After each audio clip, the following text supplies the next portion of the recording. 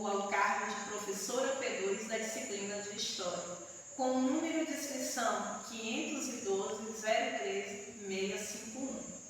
O nosso tema da aula de hoje é a Revolução de 30 e o Estado Novo. Objetivo geral: descrever de forma sintética e analítica os principais acontecimentos históricos que caracterizou a Revolução de 1930 e o Estado Novo no contexto da Era Vargas, elencando figuras políticas que fizeram parte desse processo, bem como alguns legados deixados pela contemporaneidade brasileira. Objetivos específicos: identificar e compreender o processo que desencadeou a crise da República Oligárquica e a ascensão de Vargas ao poder. Descrever o governo Vargas como o poder de criação da legislação trabalhista e de uma nova relação entre o Estado brasileiro e os trabalhadores. Reconhecer as características das diferentes etapas da chamada Era Vargas: o governo provisório, o governo constitucional e a ditadura do Estado Novo. Apresentar a ditadura do Estado Novo e identificar suas formas de controle e propaganda. Nosso conteúdo, nós temos crise da República Velha e a ascensão de Vargas, a Revolução de 30, o Estado Novo e as principais características.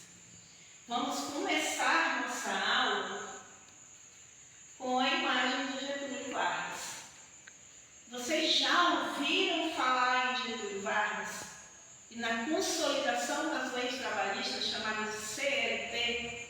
Durante a nossa aula, nós vamos poder compreender melhor como foi o governo de Vargas. Este governo, ele inicia em 1930 e vai até 1945.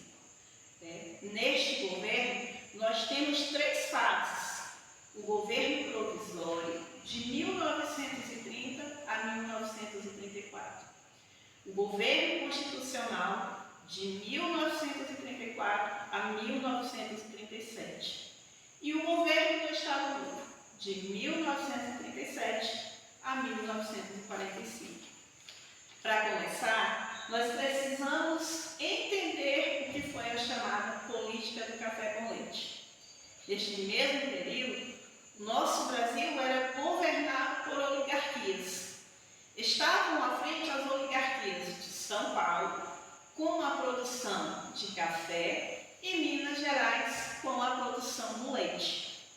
Estas mesmas oligarquias elevavam o crescimento econômico do país.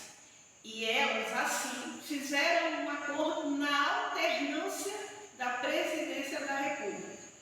Ora o governo era paulista, ora o governo era mineiro. Bom, agora nós vamos compreender o outro lado. Porque enquanto nós tínhamos um crescimento econômico de um lado, nós tínhamos uma crise econômica acontecendo também no mundo. Essa crise gerou várias dificuldades financeiras. E no nosso país ela foi mais intensa, porque o nosso país era de monocultura cafeeira. E aí foi mais intensa.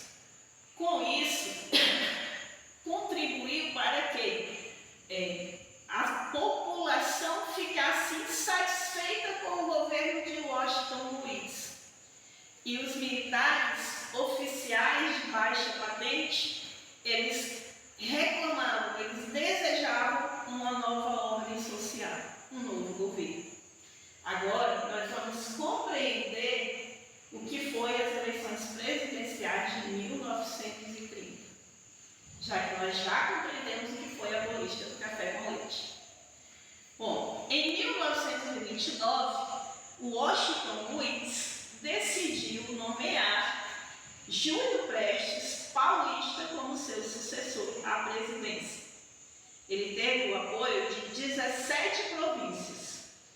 Essa indicação, por vez, rompia o acordo do café com leite, da política do café com leite. E sendo assim, Minas, Rio Grande do Sul e Paraíba se aliaram e criaram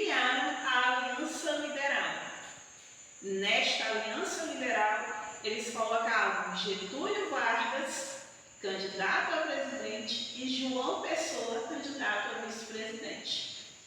A eleição foi vencida ainda assim por Júlio Prestes.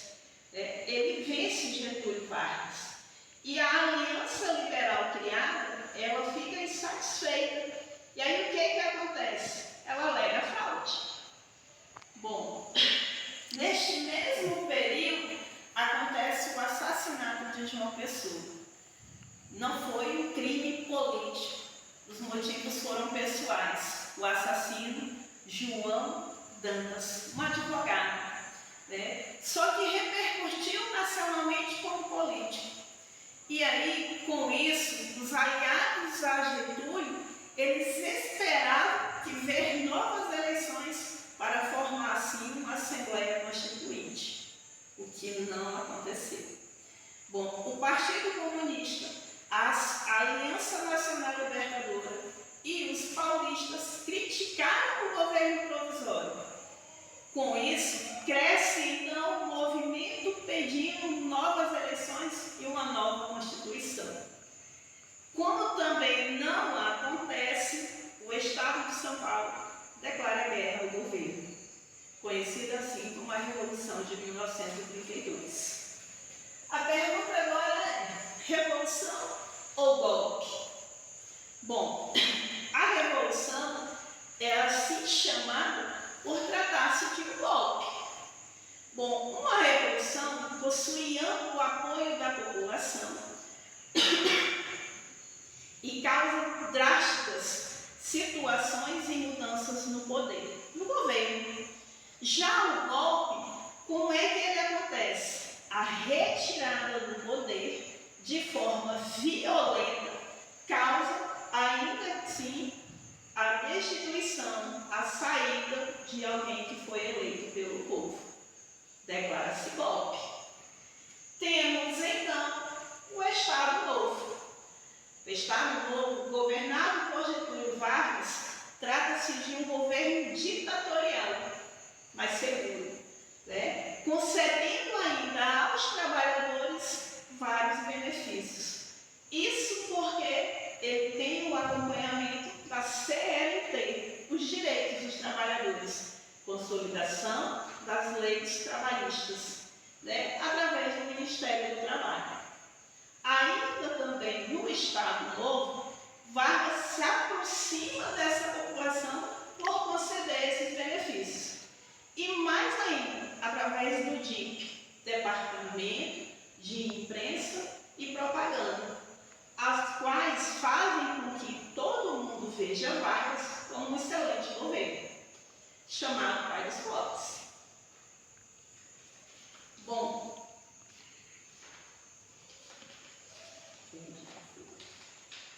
partindo então, nós temos as características do poder do governo de Vargas. Seguimos então para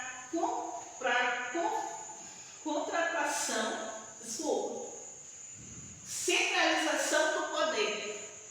Esta centralização do poder, Vargas ele fazia com que ele não ficasse distante do governo. Ele atraía os seus aliados e ele fazia com que o governo seguisse direcionado sempre abaixo dos seus olhos, de sua visão. Depois nós temos a política trabalhista. Aquela coisa dele trabalhar com a CLT, ligada ao Ministério do Trabalho, favorecendo os trabalhadores, mas de acordo com a lei. Depois nós temos propaganda política, pelo DIP, pelo Departamento de Imprensa Política, aquele que conservava a imagem de Vargas como um bom governo. Depois nós temos a capacidade de negociação política. Vargas foi capaz de fazer com que seus aliados ficassem, ou aliás, a sua oposição, aqueles que eram opostos às suas ideias políticas, ficassem aliados a ele, tornando-se sim seus aliados. O que nós podemos perceber é que Vargas ele tem uma forte orientação uma forte orientação de que o governo é para o povo. Sabendo disso, que nós acreditamos que o governo de Vargas era populista. Agora, nós temos a nossa avaliação, né, onde os grupos, a sala vai ser dividida em 2 equipes. Eu vou distribuir alguns questionamentos, né, e vai vencer aquela equipe, né, que conseguir ter as respostas corretas. Né? Vamos perguntar passo a passo direitinho o que nós vimos, e qualquer dúvida é só me procurar. Um forte abraço.